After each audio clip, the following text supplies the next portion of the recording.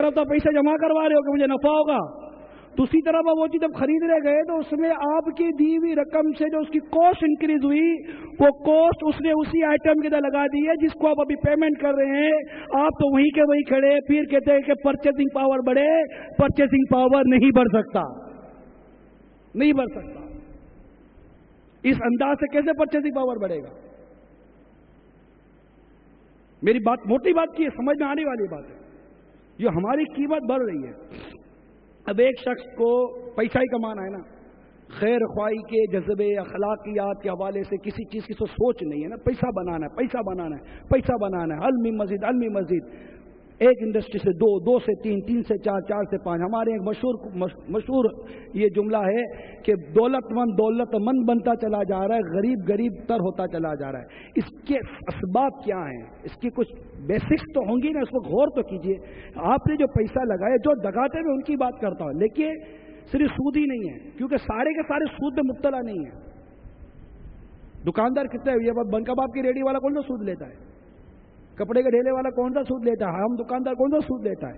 لیکن افیکٹڈ کیسے ہوتے ہیں، یہ میں آپ کو بتا رہا ہوں. افیکٹڈ کیسے ہوئے ہم کہ چیز کی کاسٹ بڑھ گئی نا. اب ایک شخص ہے، اس کو اپنی پروڈکشن بڑھانی ہے، وہ ایڈورٹائزمنٹ کے ذریعے، تشہیر کے ذریعے لوگوں کی ڈیمانڈ بڑھا رہا ہے، لوگوں کی ڈیمانڈ بڑھا رہا ہے.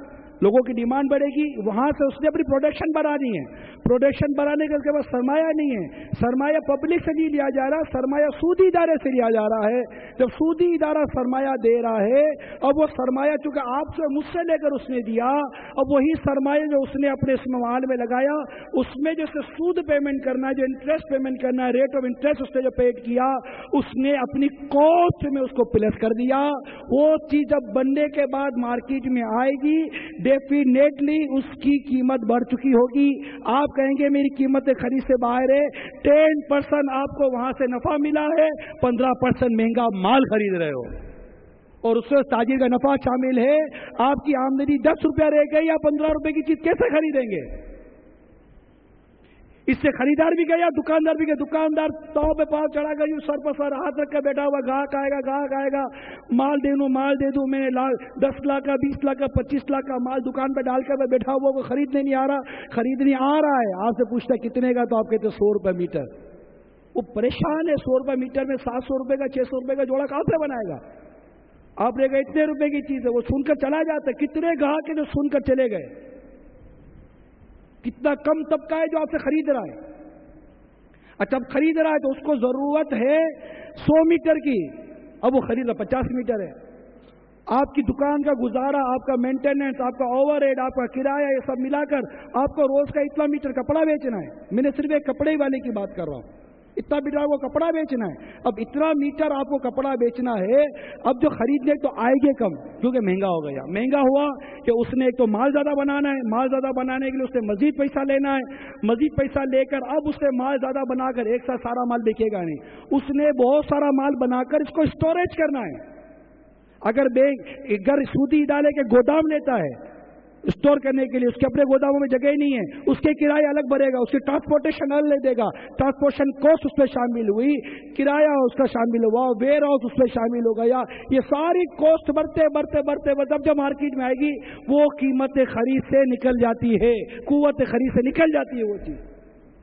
اس کے بنیادی اسباب میں اسے ایک سبب شامل ہے.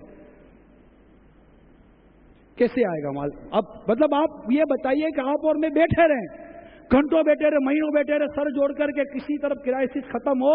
کرائسس سوچنے سے ختم نہیں ہوگا، کرائسس امپلیمنٹ سے ختم ہوگا.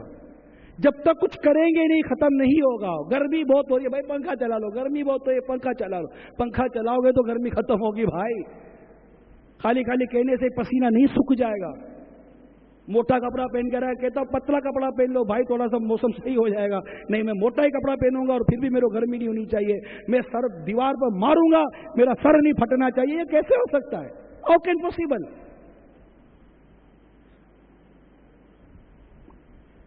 فارسی کا مشہور مقولہ خود کردارا علاج نیست، اپنے ہاتھوں کے کیے گا کوئی علاج نہیں ہے. میں گڑے میں جھلانگ ماروں، میں نے کچھ بھی نہیں ہو، کیسے ہو سکتا ہے؟ سر دیوار پہ ماروں، سر بھی نہ پھٹے، کیسے ہو سکتا ہے؟ بیمار ہو، دوائی نہ کھاؤں، کیسے ہو سکتا ہے؟ تو یہ سوچ تو ہم رہے کہ جناب یہ تبدیلی آئے، تبدیلی میرے لانے سے. میں نہیں کہتا کہ پورے نظام کو بدلنے کے لیے آ جاؤ، میں آپ سے کہہ رہا ہوں، جو سن رہے ہیں میں ان سے کہہ رہا ہوں، ایک پرٹیکولرلی فرد واحد سے میں کلام کر رہا ہوں اس وقت، یہ میں ذہن بنا کر آیا تھا، ایک فرد واحد سے کلام کر رہا ہوں کہ آج اتنے بڑے سنتوں پر اجتماع میں اگر ایک اسلامی بھائی بھی یہ عزم کر لیتا ہے کہ خلاص نہیں کروں گا میں اللہ کی نافرمانی والا کام، نہیں چاہیے مجھے یہ غیر اخلاقی ذخیرہ اندوزی، ایک تو شرعی ذخیرہ اندوزی ہے جس کی ممانعت ہے، وہ اس کی شرائط ہیں، لیکن ایک اخلاقی طور پر ہم ایک اسٹاک ٹیکنگ کرتے ہیں، اسٹاک جمع کر لیتے ہیں۔ آپ کی ایک مارکیٹ لینگویج میں بیان کر رہا ہوں، مارکیٹ لینگویج میں بھائی اس وقت تو مارکیٹ میں وہی رہ سکتا ہے جس کا ہولڈنگ پاور ہے، ہولڈنگ کیوں بھائی کیوں ہے ہولڈنگ پاور والا؟ وہ کیوں رہے گا مارکیٹ کے اندر؟ میں کیوں نہیں رہ سکتا؟ وہ کیوں رہ سکتا ہے؟ اس کے پاس سرمایہ ہے۔ سرمایہ کہاں سے آیا اس کے پاس؟ آپ کا سرمایہ۔ آپ جمع کرواتے کیوں ہو پیسے ایسے اداروں کے اندر جو آپ کے پیسے سود پر دیتے ہوں؟ آپ کہیں گے حل کیا؟ مشین لینی ہے، کیا کروں؟ کس کے پاس جاؤں؟ اس کے پاس جائیے جس کے ہاتھ میں سرمایہ ہے۔ آپ کو انڈسٹری بنانی ہے، آپ کو سولوشن چاہیے، یہ چھوٹے بڑے سب کے لیے۔ ہمارے دارالفتاح میں ایک عام آدمی آیا اور ٹھیلا لگاتا تھا۔ اب اس کو کیا 10-20-25 ہزار کی ضرورت ہوگی، یہی ہوگی نا، کوئی چیز کو لینی ہوگی۔ اب اس کو کسی نے کہا کہ جناب یہ 25,000 اس سے لے لو، انٹرسٹ پیمنٹ کر دینا۔ وہ خوف خدا والا تھا، وہ دارالفتاح میں آیا، دارالفتاح اہل سنت میں، اور وہاں آ کر اس نے کہا کہ مجھے یہ پیسے چاہیے اور مجھے اس طرح پیسے مل رہے ہیں، کوئی حل بتائیے میں لے لوں۔ تو انہوں نے جواب دیا بھائی ایک کام کرو، آپ کو 25,000 روپے چاہیے، مثال دے رہا ہوں میں آپ کو، ٹھیک ہے، اور وہ آپ کو 25,000 روپے اتنے انٹرسٹ پہ دے رہا ہے۔ آپ کو سامنے چیز خریدنی ہے نا، 3 سال کے بعد جا کر وہ 25,000 کی چیز آپ کی 35,000 کی ہو جائے گی نا، پیمنٹ کرتے کرتے انٹرسٹ پیمنٹ کریں گے، بل پر کے 10,000 روپے آپ نے 3 سال میں زیادہ پیمنٹ کر دی ہے، میں ایگزامپل دے رہا ہوں، ٹھیک ہے، یا 9,000 روپے زیادہ ہو گئے سال کے 3,000 روپے کے حساب سے، وہ 10,000 35,000 کی وہ آپ کی چیز ہو جائے گی۔ آپ ایک کام کریں، کسی کے پاس 25,000 روپے ہوں اس کو کہیے کہ وہ آپ کو چیز دلا دے۔ دیکھیے یہ حل، آپ کو حل چاہیے نا، اس کو آپ کو 25,000 کی چیز دلا دے، 25,000 کی وہ چیز خریدے گا، اب وہ 3 سال کے ادھار پر آپ کو 35,000 میں بیچ دے۔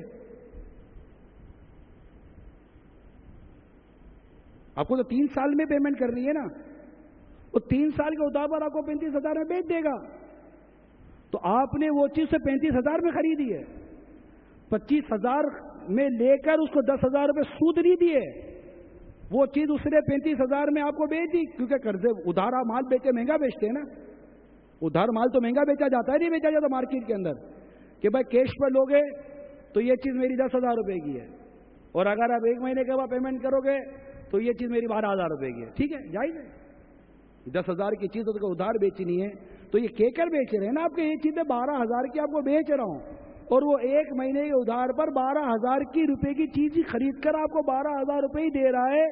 قرض پر زیادتی کا نام سود ہے، آپ قرض پر زیادتی نہیں لے رہے، آپ بے چیز کو 12,000 کی رہے ہیں، 2 سال کے بعد 1 سال کے بعد آپ کو جتنے ملنے اتنی کوسٹ کے اندر آپ چیز بیچ کیوں نہیں دیتے؟ اس کی بات سمجھ میں آ گئی، اس کو آدمی مل گیا ہوگا، اس سے وہ چیز لی اور اسے خرید لی، اب جس کی چیز تھی اس کا بھی پیسہ لگا مارکیٹ میں، اس کو نفع بھی ملا، سود سے بھی وہ بچ گیا، اور اس کو اپنی مطلوبہ چیز بھی مل گئی۔ بچنے کی صورت موجود ہے۔ یہ مسئلہ میں نے آپ کو اس لیے بیان کیا کہ تاجر ہے نا، تاجر ہے، میں نے مفتیان کرام سے بات کی ہے، علماء کرام سے بات کی، آپ کے اس آج کے بیان سے پہلے کی بات کروں، ان کا بھائی ایک ہی ہے کہ علماء بھی یہ مطلب اس بارے میں بڑے متفقر ہے کہ تاجروں سے بات کرو تو ایک ہی بات کرتے ہیں، مولانا صاحب بس چھوڑ نہیں سکتے، وہ حلال صورت بتاؤ، مولانا صاحب کو جائز صورت بتاؤ۔ ارے بھائی یہ آپ بتائیے کہ کیا ہر معاملے کی آپ جائز صورت نکال لو گے؟ جو چیز قرآن میں اللہ تعالیٰ نے ناجائز فرما دی، حرام فرما دی، نص قطعی سے ثابت ہے کہ یہ حرام ہے، نص قطعی سے ثابت ہے کہ یہ ناجائز ہے، آپ کے چاہنے پر وہ چیز جائز کیسے ہو جائے گی؟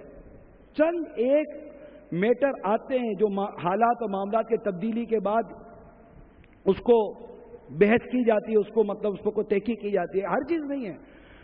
آپ کے بے